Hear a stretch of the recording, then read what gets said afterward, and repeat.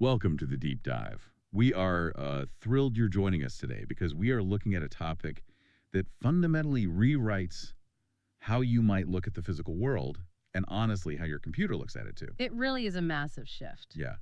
Have you ever wondered if there's a shortcut to understanding the universe? Like a hidden, elegant mathematical engine that powers everything from the ancient geometry of the Greeks to the uh, the incredibly fast real-time computer graphics rendering on your screens right now. Because today we are exploring exactly that. Right. We've got a really fascinating stack of sources for you on this deep dive. We're pulling from excerpts of Descartes' theorem and GPU-accelerated Apollonian gaskets, a brilliant presentation simply titled The Rational Geometry Engine, and a pretty dense but incredibly rewarding paper on rational Ptolemy's theorem and the Archimedes formula. Dense is an understatement, but it's brilliant. Totally. Our mission for you today is to understand how entirely ditching standard math rules, abandoning the traditional distances and radii you learned in high school, actually unlocks infinite, lightning-fast fractal generation. It's essentially a secret about how the cosmos calculates geometry. Yeah, and the deeper we get into these sources, the more it looks like a universal law of space. The shift in perspective here is profound. When you dig into these papers, you realize the real magic isn't just about drawing pretty, infinitely repeating pictures. Though we will definitely get into how modern hardware uses this to render fractals at mind-bending speeds. Oh, absolutely. But the true breakthrough is how this alternative approach to math acts as a universal invariant. Right. We are talking about a single, elegant, algebraic engine that functions identically across entirely different dimensions and completely different models of space. It's a fundamental blueprint. Okay, let's unpack this, starting with why we even need a new approach in the first place. Because the standard Euclidean geometry we all learned in school has some serious friction to it. A lot of friction. If you try to calculate the relationships between shapes like circles using standard metrics like lengths and radii, you instantly get bogged down. Standard geometry relies heavily on square roots, floating point divisions, and trigonometry. Yeah, and for anyone who writes code or builds hardware, that forces what mathematicians call Ambiguous casework. exactly. Ambiguous casework is the bane of computational geometry. It's the worst. It means the math itself isn't smart enough to tell you the whole story without a visual reference. In standard geometry, if you have an equation describing a couple of circles, you almost always need to look at a visual diagram just to know if one circle is sitting completely inside the other or if they are just touching on the outside. The equations literally change depending on the visual arrangement. Right. And from a computational standpoint, relying on square roots and floating point math severely bottlenecks processing speed.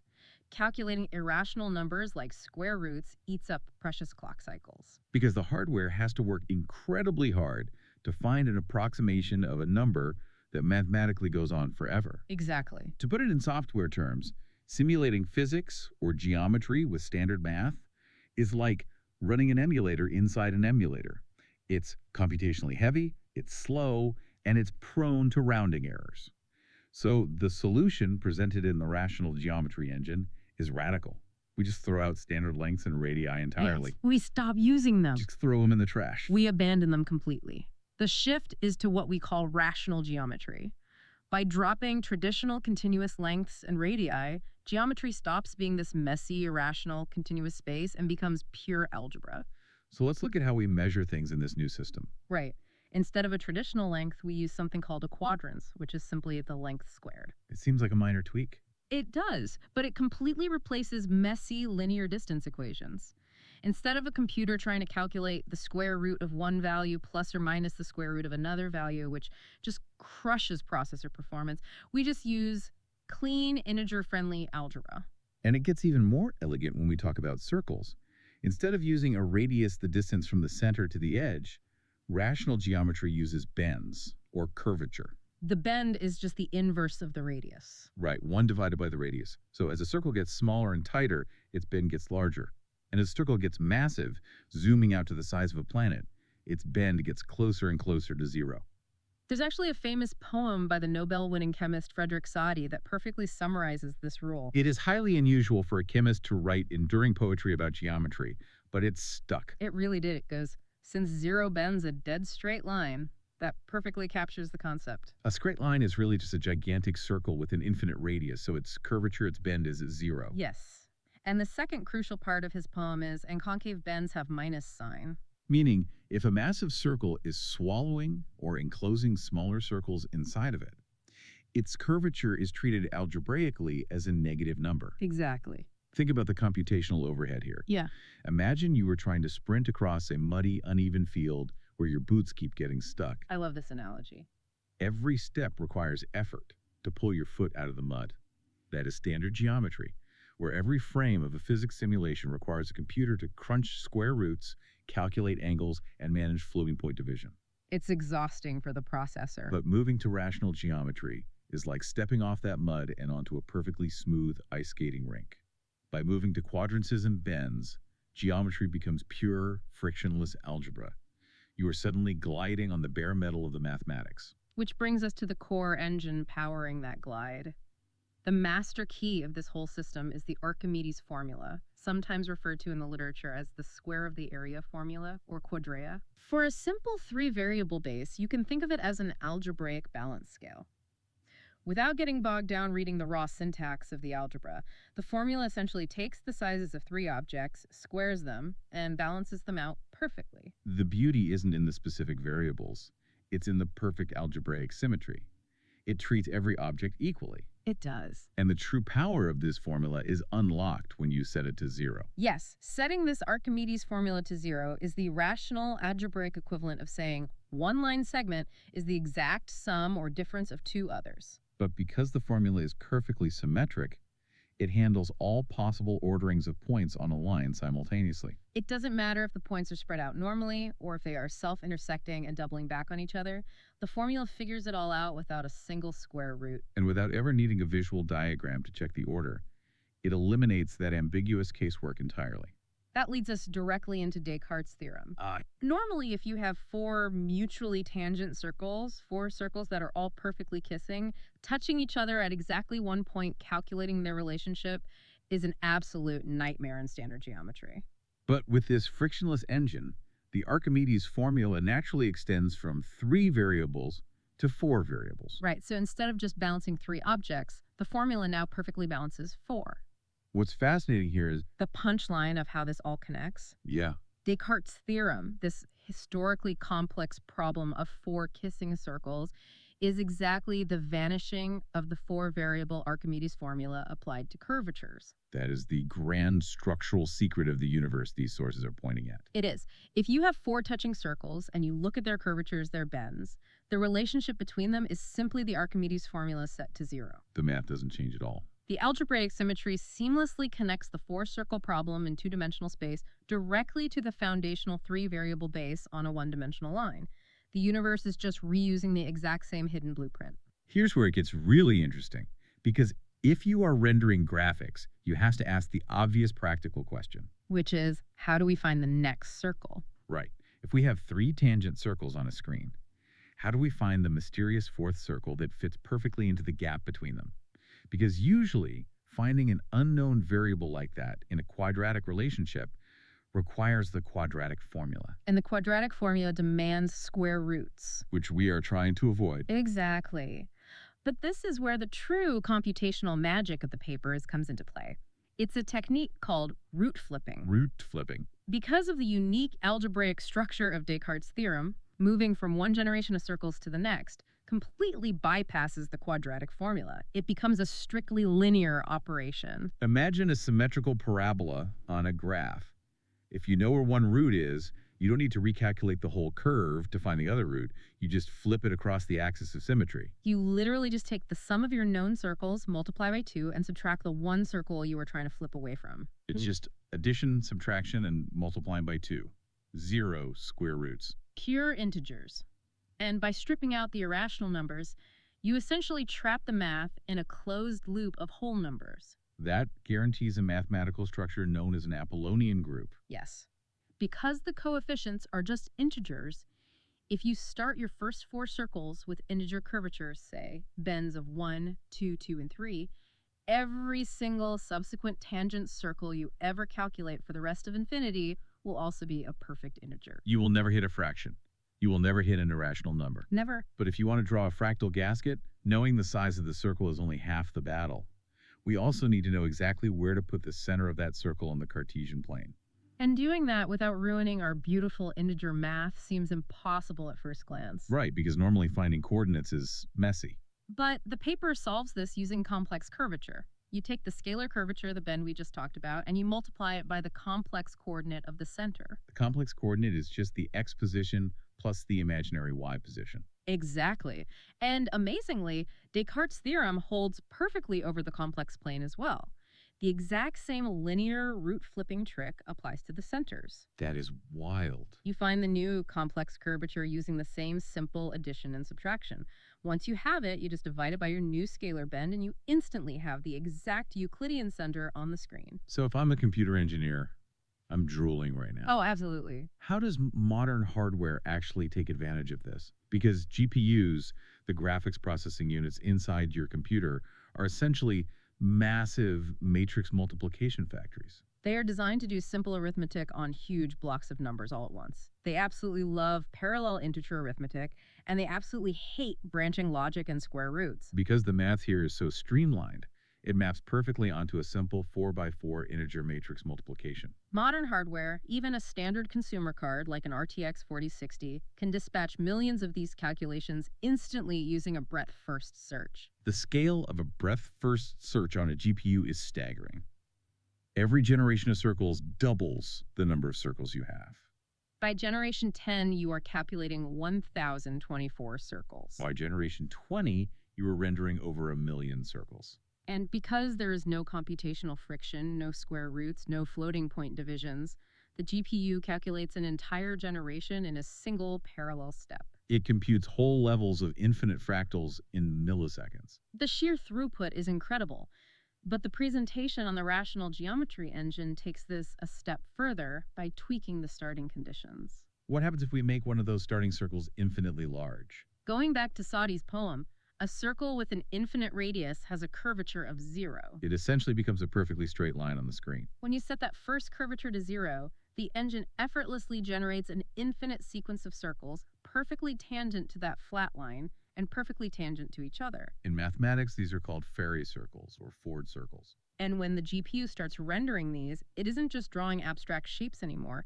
It is actually performing a massive parallel search of the Stern-Brokat tree. The Stern-Brokat tree is a beautiful mathematical structure. It is essentially a way to generate all possible positive rational numbers, all the fractions in their simplest form, without ever repeating one. It works by taking two fractions and adding their numerators and their denominators together to create a child fraction. So 1/2 and 1/3 combine to make 2/5. Exactly. By drawing these Ford circles, the GPU is literally visualizing the distribution of those rational numbers along a physical number line. Every circle tangent to the flat line has a precise radius defined by the denominator of a fraction and a center position defined by the fraction itself. If the fraction is p over q, the center sits exactly at the position p over q on the axis. And there's a strict topological rule here. Two circles will only touch each other if their corresponding fractions are neighbors in a Féré sequence. Mathematically, that means they have a very specific cross-multiplied relationship that equals exactly 1. It visually represents how fractions bump into each other. And the complex curvature we talked about earlier simplifies beautifully for these Ford circles. Because they are all resting flat on that x-axis, the imaginary part of their complex curvature is always exactly 1. It becomes completely predictable.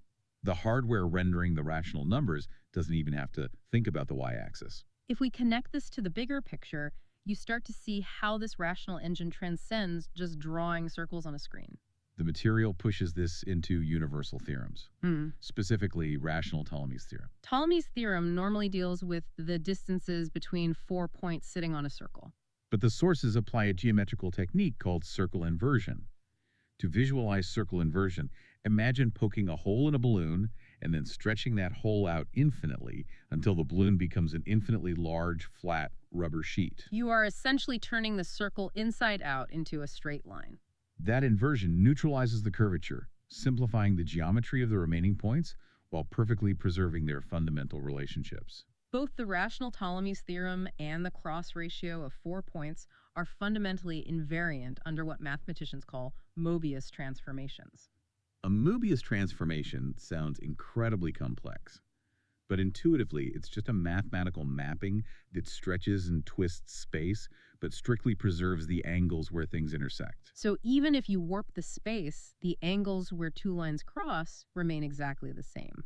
The math proves that four distinct points are concyclic, meaning they sit perfectly on a circle, or they are collinear, sitting perfectly on a straight line, if and only if their cross ratio is a real number. The algebraic footprint of that geometric constraint, the rule that governs it all, is our master key, the Archimedes formula. So what does this all mean? We have gone from drawing circles to analyzing universal topological theorems. It means that the Archimedes formula is not just a neat computational trick to save processing power on a GPU, it is a universal invariant. It serves as the fundamental algebraic footprint that governs exactly how points relate to one another when they are constrained to a single degree of freedom. Whether they are sitting on a straight line or sitting on the curved edge of a circle, the underlying mathematical DNA is identical. It's the hidden rule book of geometry. And this elegant rational engine flawlessly bridges entirely different realities of space.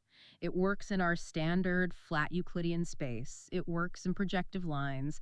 It even perfectly governs relationships in the hyperbolic Poincare disk. For those of you listening, if you've ever seen those famous MC Escher prints, the ones where the interlocking bats or angels get infinitely smaller and more distorted as they reach the outer edge of a circle, that is a visual representation of the hyperbolic Poincare disk. In that weird warped space, what we think of as straight lines are actually arcs of circles that hit the boundary at a perpendicular 90-degree angle. The mind-blowing part of the research is that even in that distorted non-Euclidean hyperbolic space, the exact same Archimedes formula holds true. The circle inversion still applies. The rational framework doesn't break down when you warp the universe. It truly is a unified, elegant, algebraic engine. This has been such an incredible journey through these sources.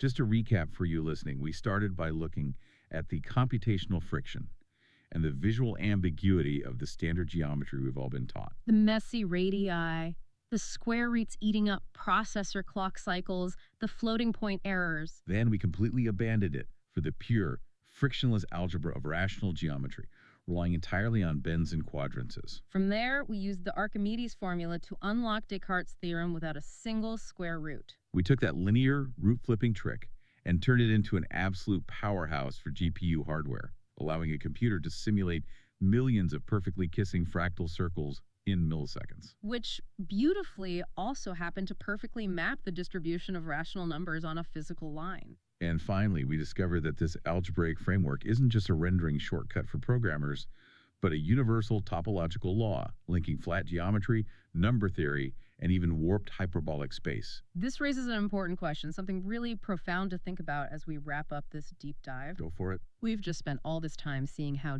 ditching continuous measurements and irrational numbers allows our computers to simulate infinite, perfectly touching fractal universes with zero computational friction. It maps perfectly to our silicon hardware, precisely because it relies on discrete, integer-based algebraic steps. The computer vastly prefers the discrete rational engine over standard continuous math. It runs natively on it. So if we take a leap, could it be that the fabric of our actual physical universe operates on a similar discrete rational engine? There are physicists and philosophers who suggest the cosmos itself is fundamentally computing reality. If that is true, if the universe is at its core a computational system processing information, maybe it isn't using the ambiguous, friction-heavy standard geometry we learned in high school. Maybe reality itself is calculated using the perfectly optimized, discrete, integer-based algebraic symmetry of the Archimedes formula. That is quite the thought to leave off on. Are you living in a physical universe built on irrational, continuous mud, or is the cosmos gliding on the frictionless ice of pure rational algebra? We want to thank you so much for joining us on this deep dive. Keep questioning the systems and the math around you, and keep exploring the incredible blueprints hidden in plain sight. We'll catch you next time.